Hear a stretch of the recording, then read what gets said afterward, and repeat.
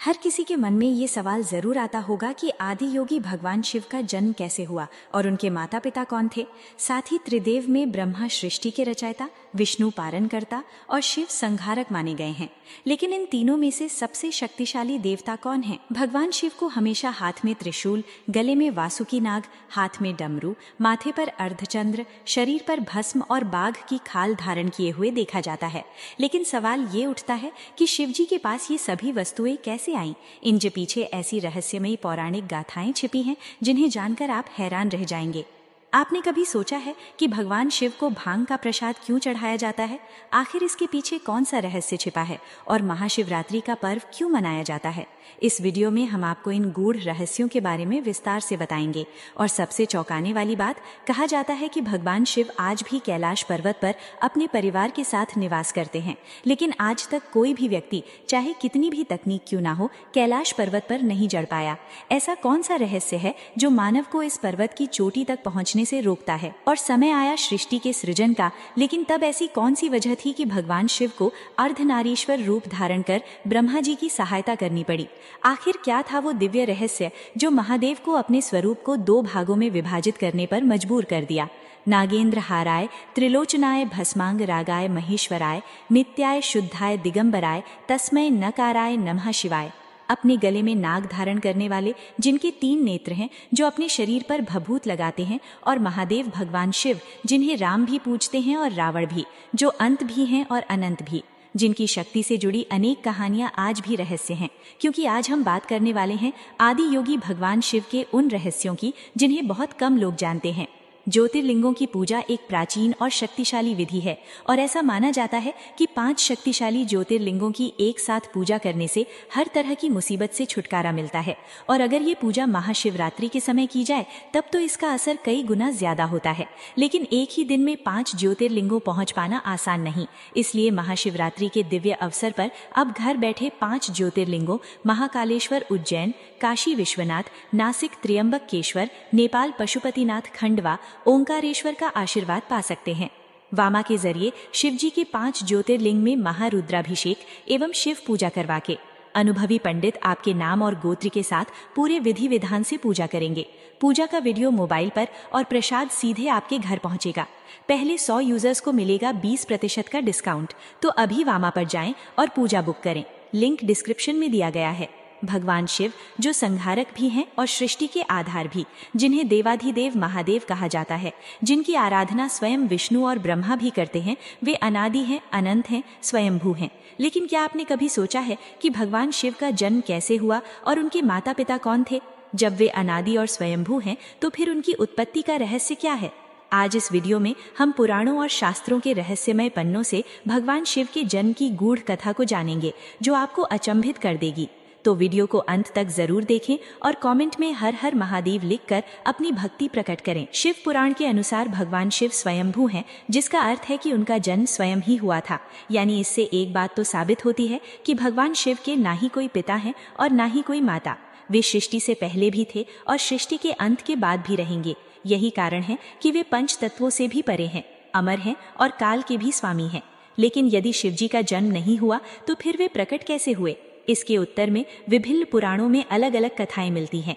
विष्णु पुराण के अनुसार भगवान विष्णु के मस्तक से उत्पन्न तेज के कारण भगवान शिव प्रकट हुए। कहा जाता है कि जब सृष्टि की रचना नहीं हुई थी तब संपूर्ण ब्रह्मांड जलमग्न था।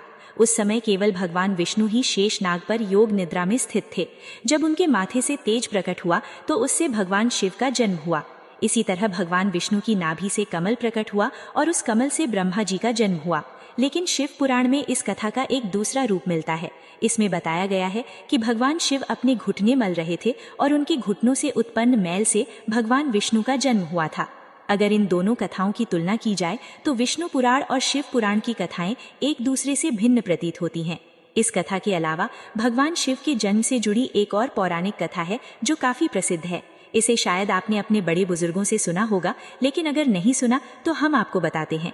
एक बार की बात है जब भगवान विष्णु और ब्रह्मा जी के बीच ये विवाद उत्पन्न हुआ कि इस संपूर्ण ब्रह्मांड में सबसे महान और सर्वशक्तिशाली कौन है। इस बहस के दौरान अचानक एक विशाल जलता हुआ खंभा प्रकट हुआ, जिसे देखकर दोनों देवता हैरान रह गए। वे ये समझ नहीं पाए कि ये दिव्य प्रकाश स्तंभ किसका रूप है। तभी उस खंभे से एक दिव्य आवाज आई, जो भी इस खंभे के ऊपरी सिरे और निचले सिरे का पता लगाएगा वही सबसे महान कहलाएगा। ये सुनते ही ब्रह्मा जी ने हंस का रूप धारण किया और खंभे के ऊपरी सिरे की खोज में निकल पड़े, जबकि विष्णु जी ने वराह का रूप लिया और खंभे के निचले सिरे को खोजने चले गए। दोनों ने बहुत प्रयास किया, लेकिन अंततः उन्हें खंभे का कोई और छोर नहीं मिला। हार मानकर दोनों वापस लौट आए। तभी भगवान शिव अपने असली रूप में प्रकट हुए और तब विष्णु जी और ब्रह्मा जी को ये स्वीकार करना पड़ा कि महादेव ही सबसे महान और सर्वश्रेष्ठ हैं। इस पूरी सृष्टि में उनसे बड़ी कोई शक्ति नहीं है। शिव पुराण में इस कथा का उल्लेख किया गया है और ये बताता है कि भगवान शिव का ना तो कोई जन्म हुआ और ना ही कोई अंत होगा। यही कारण है कि वे स्वयंभू हैं, अर्थात वे शाश्वत और अमर हैं। अब हम बात करते हैं भगवान शिव से जुड़े एक ऐसे विषय पर जो सबसे अधिक प्रसिद्ध है। क्या भगवान ब्रह्मा भगवान शिव के पिता हैं?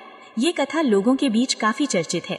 तो चलिए जानते हैं कि भगवान शिव ने ब्रह्मपुत्र के रूप में जन्म कैसे लिया। इस पौराणिक कथा का उल्लेख विष्णु पुराण में मिलता है।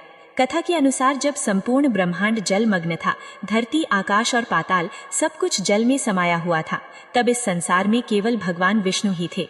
वे क्षीर सागर में अपने शेष नाग पर योग निद्रा में स्थित थे। तभी भगवान विष्णु की नाभि से एक कमल प्रकट हुआ और उस कमल से ब्रह्मा जी का जन्म हुआ। ब्रह्मा जी और विष्णु जी इस ब्रह्मांड की सृष्टि को लेकर चर्चा कर ही रहे थे कि अचानक भगवान शिव प्रकट हुए। लेकिन जब ब्रह्मा जी ने उन्हें पहचानने से इनकार कर दिया तो भगवान शिव नाराज हो गए और अंतर्ध्यान हो गए। भगवान विष्णु ने अपनी दिव्य दृष्टि से ब्रह्मा जी को उनकी भूल का एहसास कराया, जिसके बाद ब्रह्मा जी ने भगवान शिव से क्षमा मांगी और उनसे प्रार्थना की कि वे उनके पुत्र रूप में जन्म लें। भगवान शिव ने ब्रह्मा जी की प्रार्थना स्वीकार कर ली और जब ब्रह्मा जी ने सृष्टि की रचना प्रारंभ की तो उन्हें एक संतान की आवश्यकता महसूस हुई। उसी समय भगवान शिव का वरदान उन्हें याद आया। ब्रह्मा जी ने कठोर तपस्या की, जिससे प्रसन्न होकर भगवान शिव एक बालक के रूप में उनकी गोद में प्रकट हुए। ये भगवान शिव का एकमात्र बाल्य रूप था। जब ब्रह्मा जी ने बालक शिव से उनका नाम पूछा तो शिव रो रहे थे। तब ब्रह्मा जी ने उनका नाम रुद्र रखा, जिसका अर्थ होता है रुदन करने वाला। लेकिन इसके बावजूद भी बालक शिव शांत नहीं हुए, इसीलिए ब्रह्मा जी ने उन्हें दूसरा नाम दिया। फिर भी वे चुप नहीं हुए। अंततः उन्हें शांत करने के लिए ब्रह्मा जी ने भगवान शिव को 108 नाम प्रदान किए। तो ये थी भगवान शिव के जन्म से जुड़ी रहस्यमयी कथा, जो ये दर्शाती है कि वे स्वयंभू हैं, अर्थात उनका कोई जन्म नहीं हुआ। वे अनादि और अनंत हैं।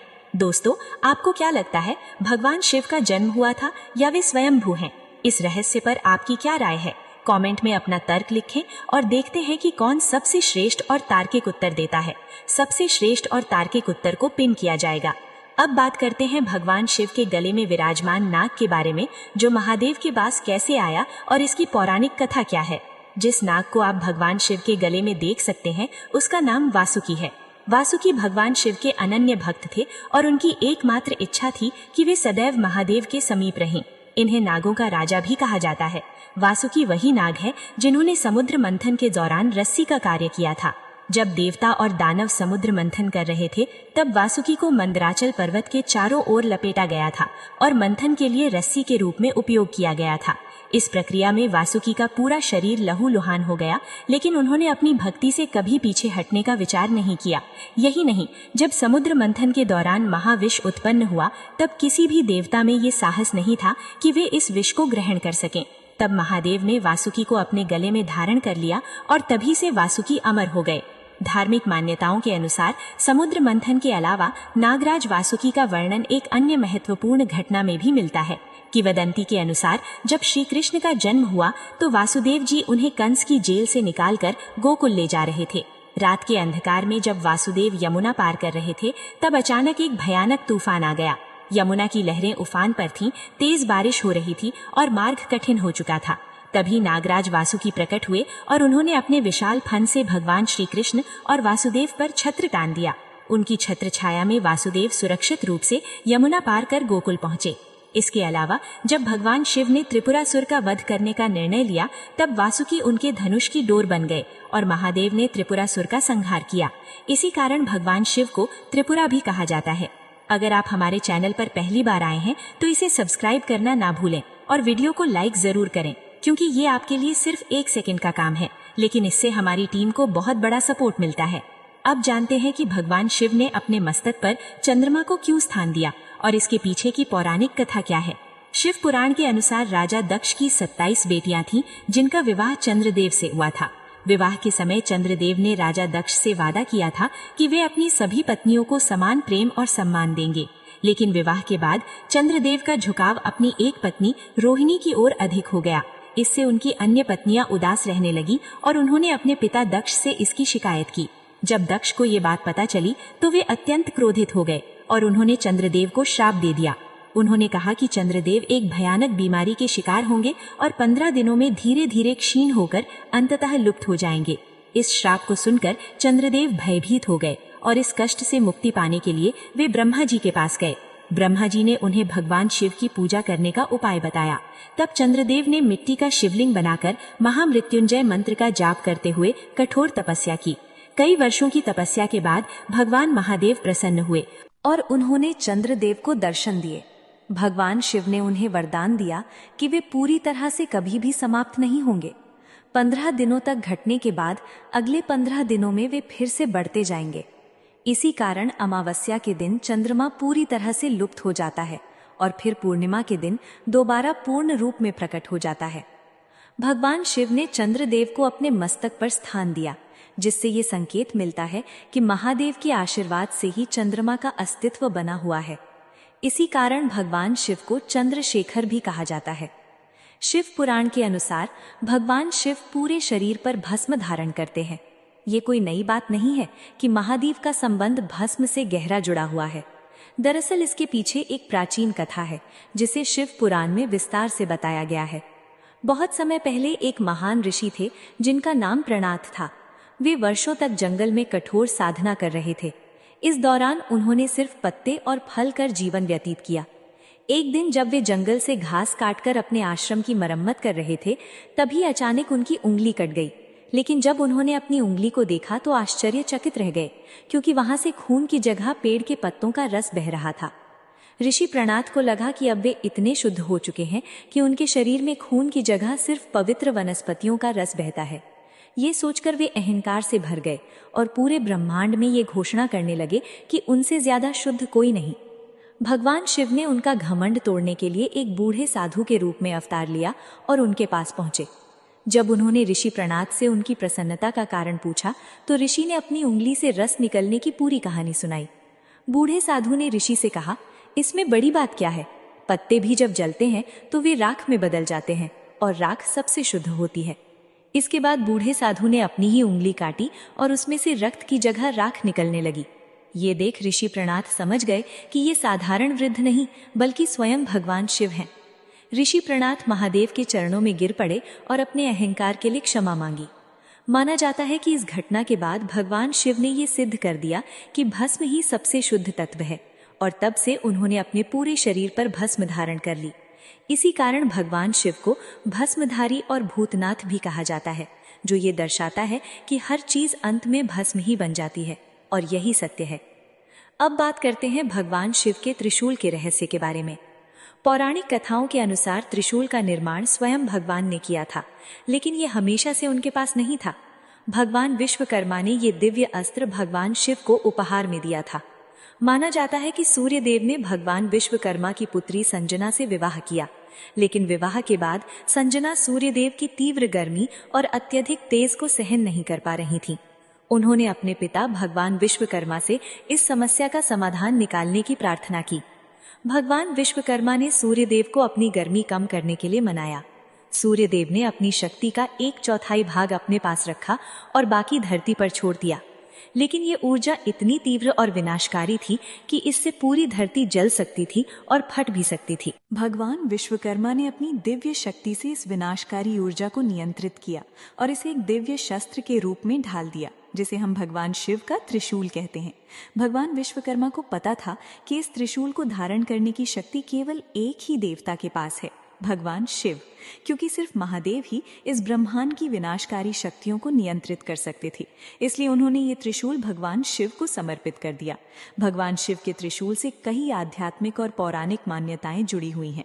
कुछ विद्वान मानते हैं कि त्रिशूल के 3 सिर इस संसार के 3 मूल तत्व सत, रज और तम का प्रतिनिधित्व करते हैं।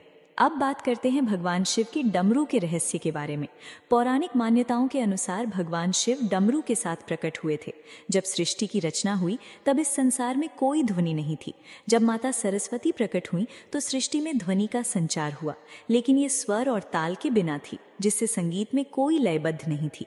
तब भगवान शिव ने नृत्य करते हुए अपनी डमरू को 14 बार बजाया। डमरू की ध्वनि से व्याकरण, संगीत के छंद और ताल उत्पन्न हुए। इस ध्वनि से ही संसार में चंचलता और ऊर्जा का संचार हुआ। मान्यता है कि जब भगवान शिव अपने डमरू को बजाकर तांडव नृत्य करते हैं तो प्रकृति में एक नई ऊर्जा का संचार होता है। शिव महापुराण के अनुसार चिलाद मुनि एक महान तपस्वी थे, लेकिन उन्हें ये चिंता थी कि उनकी वंश परंपरा आगे नहीं बढ़ेगी। उन्होंने कठोर तपस्या कर भगवान शिव को प्रसन्न किया और उनसे ये वरदान मांगा कि उन्हें एक ऐसा पुत्र प्राप्त हो जो जन्म और मृत्यु के चक्र से मुक्त हो। भगवान शिव उनकी तपस्या से प्रसन्न हुए और उन्हें वरदान दिया कि वे स्वयं उनके पुत्र रूप में जन्म लेंगे। कुछ समय बाद चिलाद को एक पुत्र प्राप्त हुआ जिसका नाम उन्होंने नंदी रखा। ये बालक जन्म से ही दिव्य शक्तियों से युक्त था और महान विद्वान बना। जब नंदी को ज्ञात हुआ कि संसार में मृत्यु अटल है तो वे अत्यंत दुखी हुए। तब चिलाद ने भगवान शिव से प्रार्थना की कि वे नंदी को अपना भक्त और अपनी गणों का अधिपति बना लिया। भगवान शिव ने नंदी को अमृतत्व का वरदान दिया और उन्हें अपना वाहन बनाया। इसके साथ ही शिवजी ने घोषणा की कि जहां भी नंदी की पूजा होगी वहां उनकी भी आराधना की जाएगी। यही कारण है कि हर शिव मंदिर में नंदी की मूर्ति भगवान शिव के समक्ष विराजमान होती है। नंदी के विवाह की भी एक कथा है। भगवान शिव ने मरत्तों की पुत्री सुयशा से नंदी का विवाह करवाया था। इससे ये सिद्ध हुआ कि वे केवल एक वाहन ही नहीं बल्कि एक महत्वपूर्ण दिव्य शक्ति भी हैं। अब जानते हैं भगवान शिव को भांग का प्रसाद क्यों चढ़ाया जाता है। अगर भगवान शिव भांग पी सकते हैं तो हम क्यों नहीं? ये सवाल वाराणसी की गलियों और घाटों में अक्सर गूंजता है।